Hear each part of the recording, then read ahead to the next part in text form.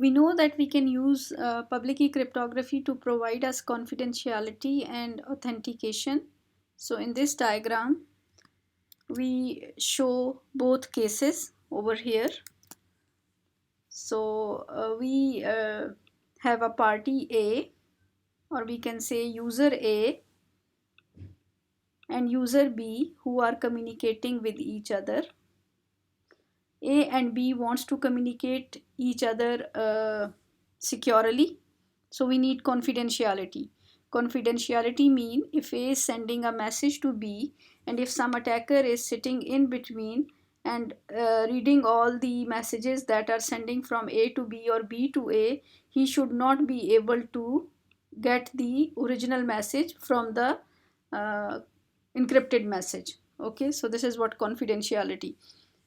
Now each party has to have a two keys with it, or each user has to have two key. So if we have two users A and B, each user have two keys. One is the public key and the other is the private key. Okay, PU is public, PR is private.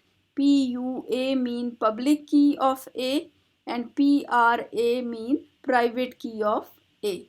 So if A is Alice, Alice will has to have two keys, public key of Alice and private key of Alice.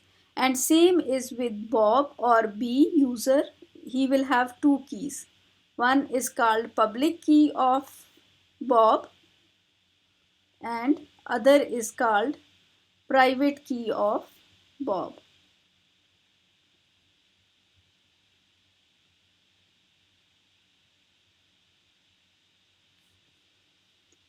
Okay, so Alice will take whatever message she wants to send to Bob and input it to encryption algorithm, that is public key encryption algorithm. And when encryption is done with the public key of Bob. So this thing is important. The message will be encrypted with the public key of Bob if Alice don't want that anyone on the way should not be able to see this message other than Bob. You know, confidentiality is prevent unauthorized, reveal of the message. Message should only be revealed to the body to which it is intended for. So this message is for Bob. Only Bob should be able to read this message. So for that purpose, this message should be encrypted with the public key of Bob. And how Alice know the public key of Bob? Because public key is public. Bob can send this public key to the Alice on a phone or a WhatsApp message or on email, or Bob might publish it on some server, okay, where Alice can go and find his public key and use it. Okay, so message is encrypted with the public key of Bob and will send to Bob. So if I write it this way, message is encrypted. Okay, and for encryption we give two things as an input. One is the key and other thing is message. So key is here public key of Bob and message M. Okay, so this is what Alice will send to the Bob. When Bob receives this thing, Bob will decrypt it with his private key to M. So for decryption, the key that is used will be not the public key but private key of Bob. Private key of decryption. I don't know why it is coming like this. Okay, so cancels each other at the M out of it. Bob use his private key. Now consider the case where attacker if gain access to the encrypted message. Can attacker get M out of it? No. In order to get M out of it, attacker would need the private key of Bob. And private key of Bob is only known to Bob. It is not known to attacker. So attacker won't be able to get the message M from this encrypted message. Got it? Okay. Now how we use it for authentication? For authentication purpose, same scenario, each party has private and public keys. Now A want to send message to Bob and only want to make sure that when B receive this message, B is sure that this message come from A. Okay, so what will party A do, or Alice will do? Alice will take the message M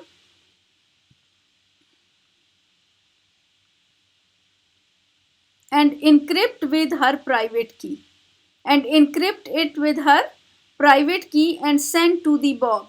And when Bob receives this message, Bob will decrypt it with the public key of Alice, and he can get the original message back. Okay, how can Bob make sure that message is from Alice, nobody else? Because this message will be decrypted with the public key of Alice successfully. If it is, it can be successfully decrypted, it means it is a authenticated message. And how can Bob make sure that message decryption is successful? For this purpose, here Alice can send original message along with, okay, this symbol we use for concatenation, along with encrypted message that she encrypted with her private key.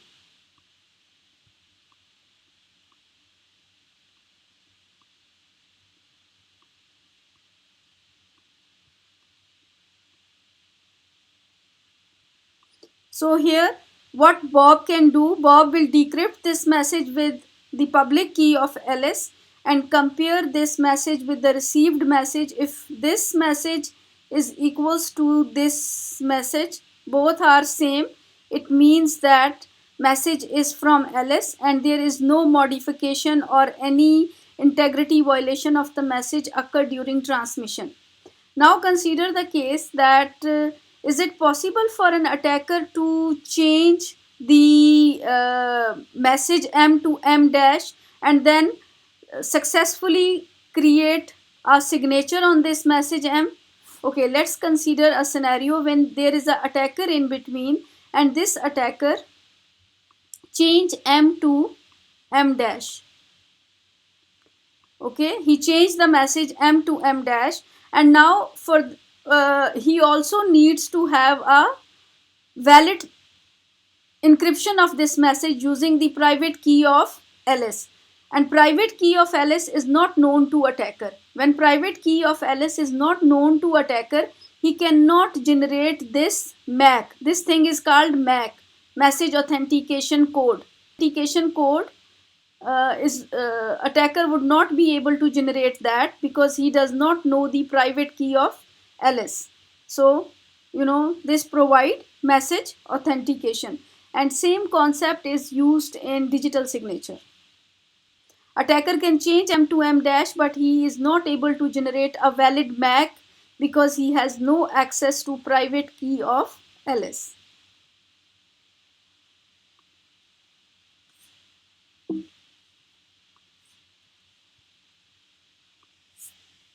This is the third scenario where we want to use confidentiality and authentication at the same time.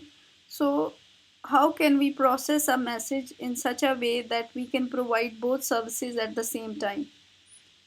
As we know that each party have its own private and public key. So on the sender side, this is the message. So Alice will take the message and first encrypt it with her private key. When a message is encrypted with the private key, it is actually you are signing the message.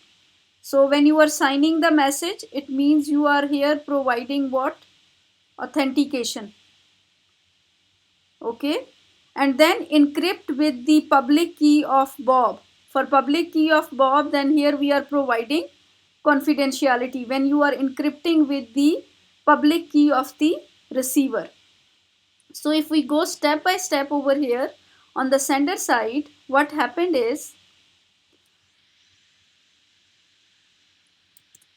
Alice take the message and then encrypt this message, you can see, with her private key of Alice.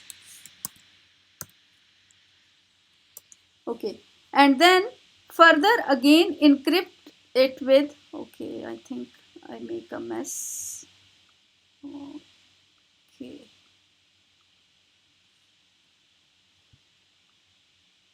I will do it again.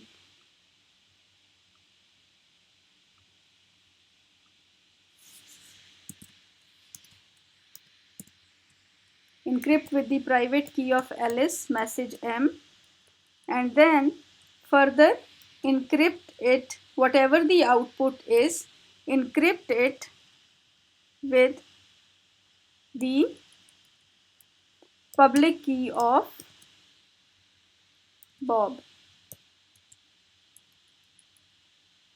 Okay, so in if we write it in equation form, it will be like this.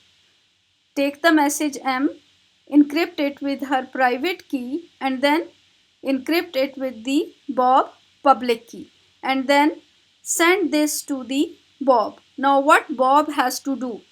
So this is important. Now Bob first has to reverse this encryption, that is outer encryption. So he will decrypt it with his private key first, because this message, this thing need to reverse first. So how to reverse it? Bob will decrypt first. Okay, I will show here. On receiver side, what happened is that Bob will perform first decryption using his public key, private key, sorry.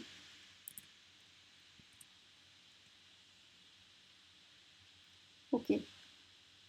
Once this decryption occur, then it means that you come up with this inner message, this message, because this encryption and this decryption cancel each other, and you come up with EPRAM. So how to reverse this PRAM? You will decrypt it then with the public key of Alice. Okay, I just create mess out of it. So this encryption decryption cancel, and then you left with this. So how to reverse this? In order to reverse this, then Bob has to use public key of Alice to get M back. Public key of Alice, and this encryption decryption cancel each other, and Bob will get the original message M back. So if we are using in this way, private and public key both at the same time, then it can provide you confidentiality as well as authentication. What are the applications of public key cryptography? We can use public key cryptography for encryption and decryption purpose, and when we are using it for encryption decryption purpose, which security service it provide us confidentiality. Another application, widely used application of public key is digital signature, and when we are using public key for digital signature, it provide us authentication service. And the third application of public key is it is used for key exchange or key distribution, like both parties can share key with each other using public key cryptography, and once they share key with each other, then rest of the session they can use these key with symmetric algorithms. We have many well-known public key encryption algorithms, and here we have list them: RSA, elliptic curve, Diffie-Hellman, and digital signature standard. These are some of the well-known public key encryption algorithm. Like in symmetric key, AES is a standard algorithm. Similarly, for public key encryption, RSA is a standard algorithm which provide us the service of encryption, decryption, digital signature, and key exchange. So RSA can be used to provide all three services. Elliptic curve is also used to provide all three services. Diffie-Hellman is only used for key exchange, and digital signature standard is only used for digital signature. It will not provide you encryption, decryption, or key exchange service. PKI or public key infrastructure is the integrated system of software, some encryption methodologies, protocols, legal agreement, and third-party services which help user to communicate securely. So it's overall a really complicated infrastructure.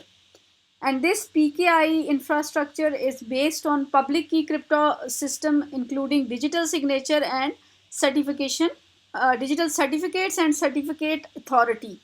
So digital certificate and certificate authority, what it is, we will discuss now.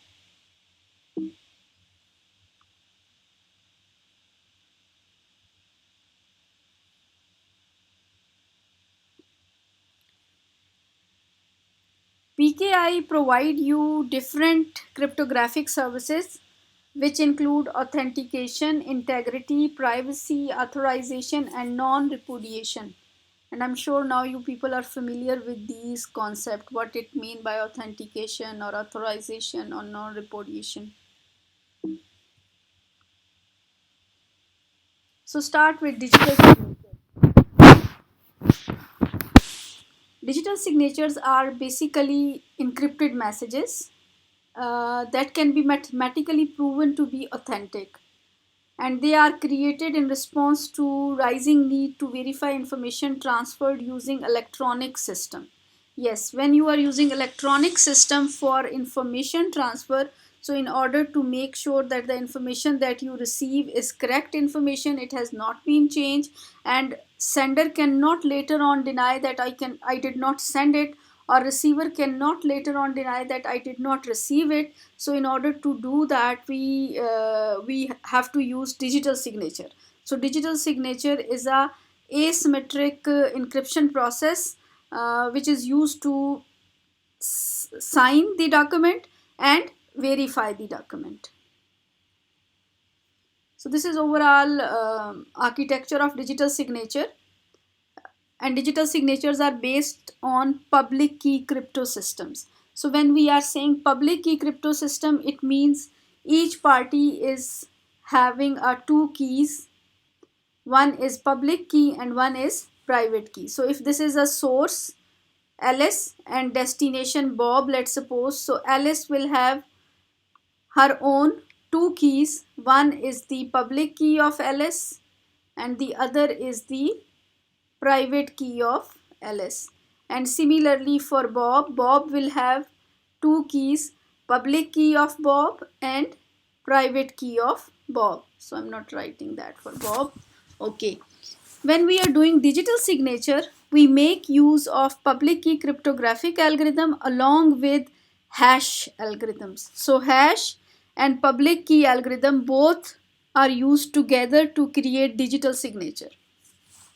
In order to create digital signature, you take the original message M and first calculate the hash of that message.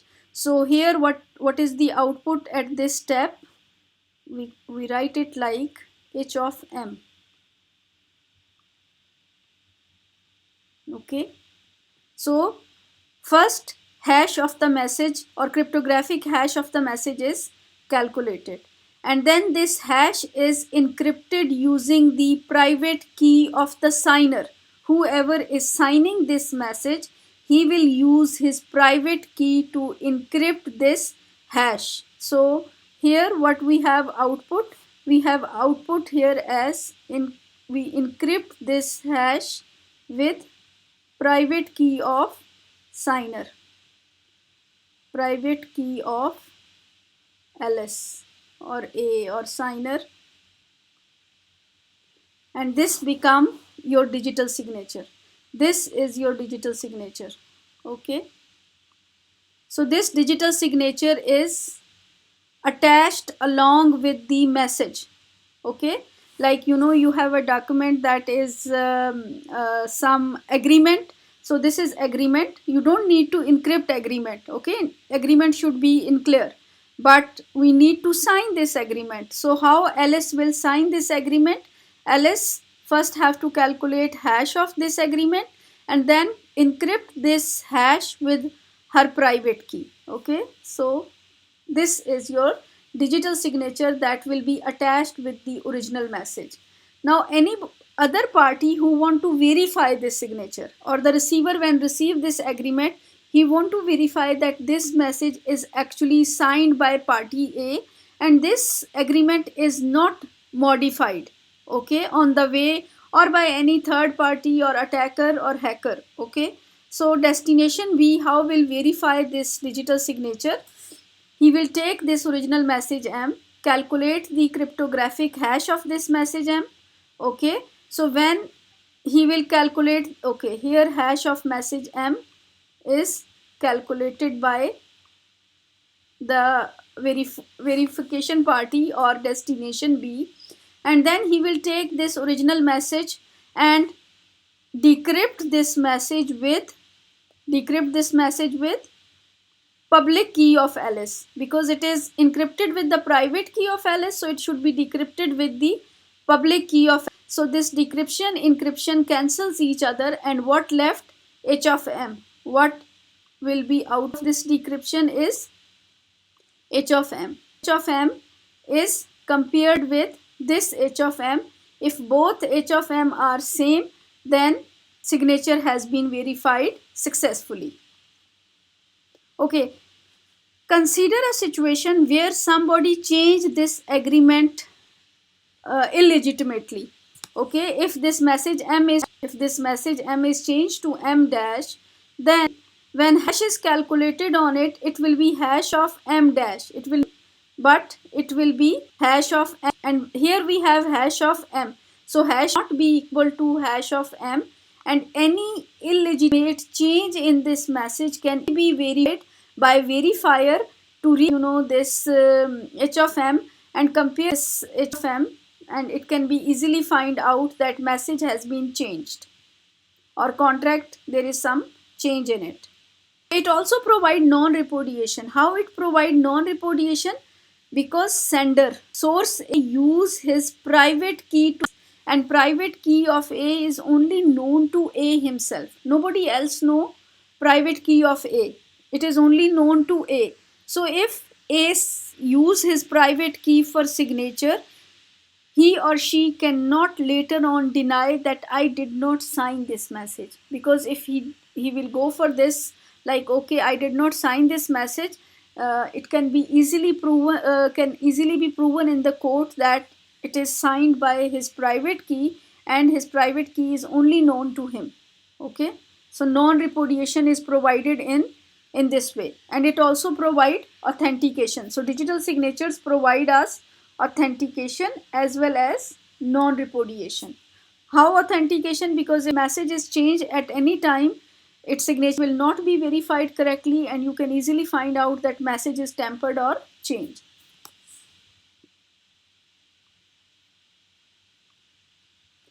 Okay, here in this second scenario, part B, here it is providing us both encryption as well as or confidentiality plus authentication plus non-repudiation. This upper A part for digital signature, this is normal digital signature.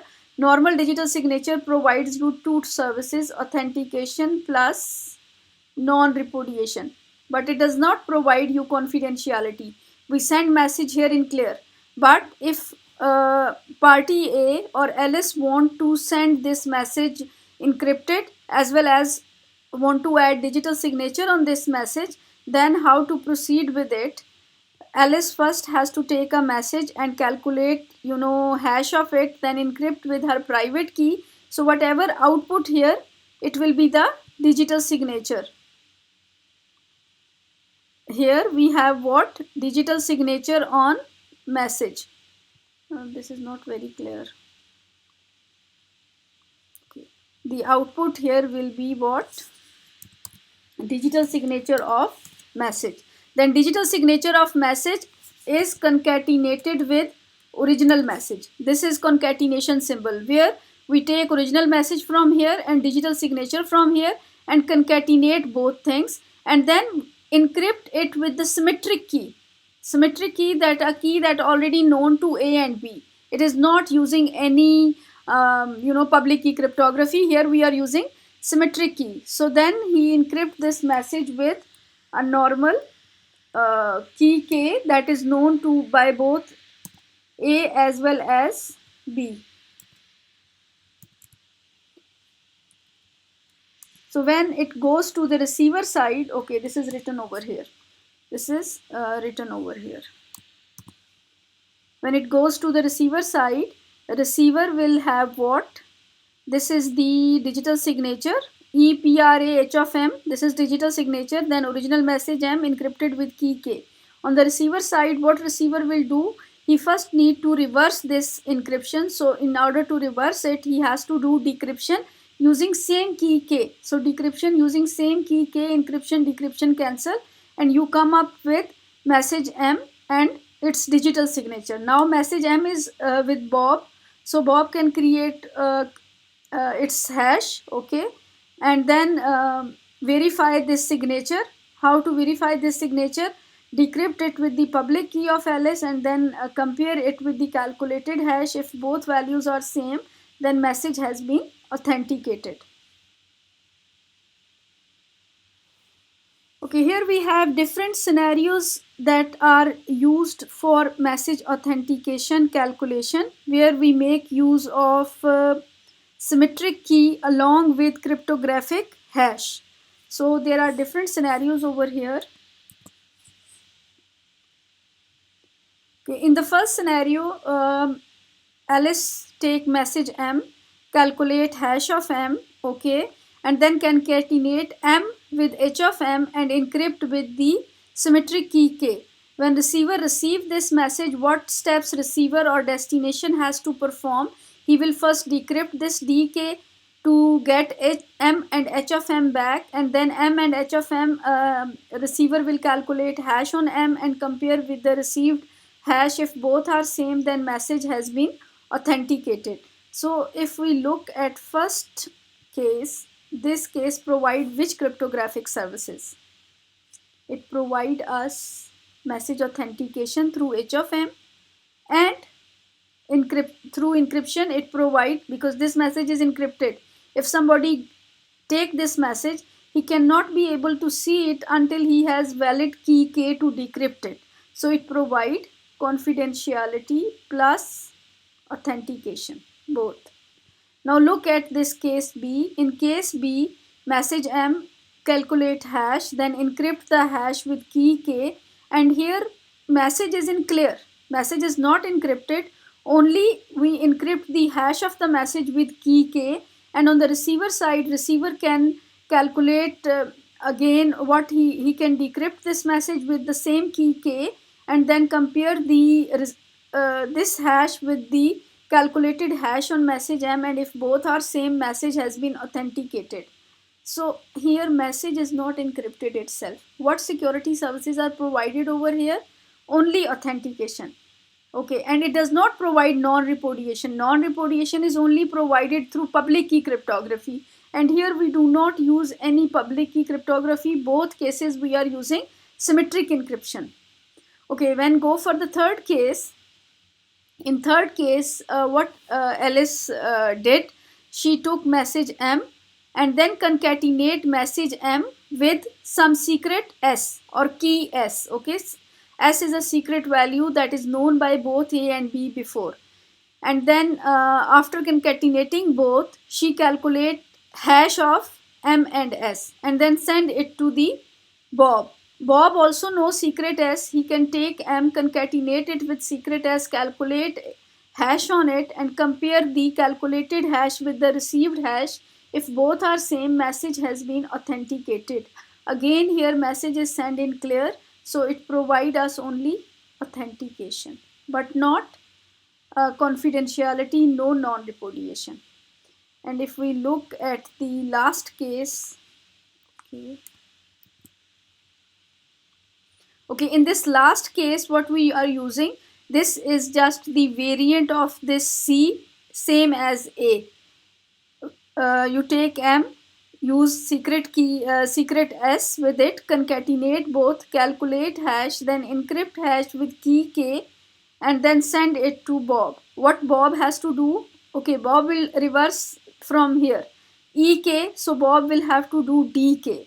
So DK, EK, DK cancel each other and you are left with M concatenation of H of M concatenated with S. So the next step that he has to do is he has M and then HM of S. So he knows the S, he concatenate M with S and then calculate its hash and compare it with the received hash. If both are same, message has been authenticated. Now this scenario D, it is providing which services? It is providing us authentication plus confidentiality because this message here is encrypted.